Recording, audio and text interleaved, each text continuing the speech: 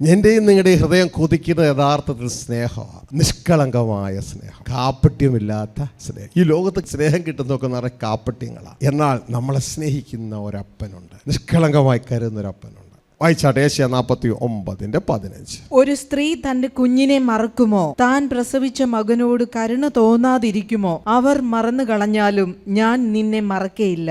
ഒരു സ്ത്രീ തൻ്റെ കുഞ്ഞിനെ മറക്കുമോ?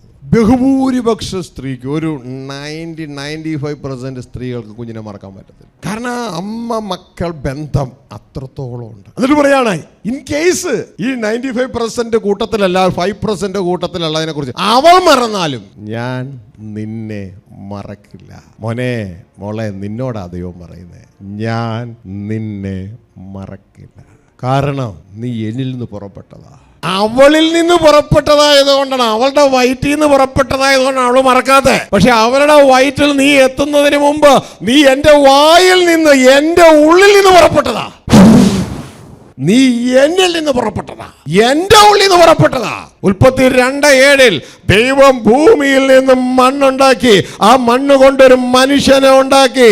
എന്നിട്ട് നീ പുറപ്പെട്ടത് മണ്ണ് ഭൂമിന്നാ, പക്ഷെ നീ എൻ്റെ ഉള്ളിൽ നിന്നാ. എനിക്ക് നിന്നെ മറക്കാൻ പറ്റുമോ? അവള് മറക്കും. കാരണം അവളും നീയുമായിട്ടുള്ള ബന്ധം ശരീരബന്ധമാ, ഞാനും നീയുമായിട്ടുള്ള ബന്ധം ആത്മബന്ധമാ. അവളും മറന്നാലും ഞാൻ നിന്നെ മറക്കില്ല എൻ്റെ മോനെ. ഇതുകൊണ്ടാണ് ഈ ശരീരത്തിലെ മാതാവിന് ജഡത്തിലെ മാതാവ് എന്ന് പേരിട്ടിരിക്കുമ്പോൾ, ഒരു സ്ത്രീയിൽ നിന്നുള്ള ജനനമെന്ന് ബൈബിളിൽ പേരിട്ടിരിക്കുമ്പോൾ വേറെ ചിലർക്ക് പേരിട്ടിട്ടുണ്ട് ആത്മാവിൽ നിന്നുള്ള ജനന. മനസ്സിലായോ? അതുകൊണ്ട് ഈ അപ്പന് പേരിട്ടിരിക്കുന്നത് ആത്മാക്കളുടെ പിതാവ്. എൻ്റെയും ഇവിടെയുള്ളവരുടെയും ഡ്യൂട്ടി എന്നാണെന്നറിയാമോ?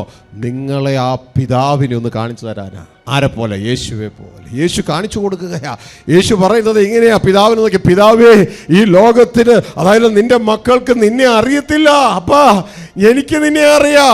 ഞാൻ നിന്നെ ഇവർക്ക് പരിചയപ്പെടുത്തി കൊടുക്കുക, നിന്റെ നാം ഇവർക്ക് ഞാൻ വെളിപ്പെടുത്തി കൊടുക്കുക. ഈ സ്നേഹനിധിയായി അപ്പൻ്റെ സ്നേഹത്തെ നിങ്ങൾ അറിയിക്കുക. ഇത് നിങ്ങൾ ഈ സ്നേഹം വരുമ്പോൾ ഉണ്ടല്ലോ, നിങ്ങളുടെ സങ്കടങ്ങൾ, നിങ്ങളുടെ വിഷമങ്ങളൊക്കെ അങ്ങ് മാറാൻ തുടങ്ങും. നിങ്ങളുടെ അകത്ത് നിറഞ്ഞു പതഞ്ഞ് കിടക്കുന്ന, അങ്ങനെ ഒരിക്കലും പോകാത്ത വിഷമങ്ങളൊക്കെ നിങ്ങളിലൂടെ ഇങ്ങനെ പതഞ്ഞ് ഈ അപ്പൻ്റെ സ്നേഹത്തിൻ്റെ മുമ്പിൽ നിങ്ങളുടെ കണ്ണിൽ നിന്നും പല രീതിയിൽ കണ്ണുനീരൊക്കെ ആയിട്ട് ഇത് പുറത്തേക്ക് ചാടിപ്പോകും. കാരണം അപ്പൻ്റെ സ്നേഹം നിങ്ങളെ അതിനായി നിർബന്ധിക്കുകയാണ്. നിങ്ങളറിയാത്ത നിങ്ങളുടെ ആത്മാക്കളുടെ പിതാവ് വെളിപ്പെടുക.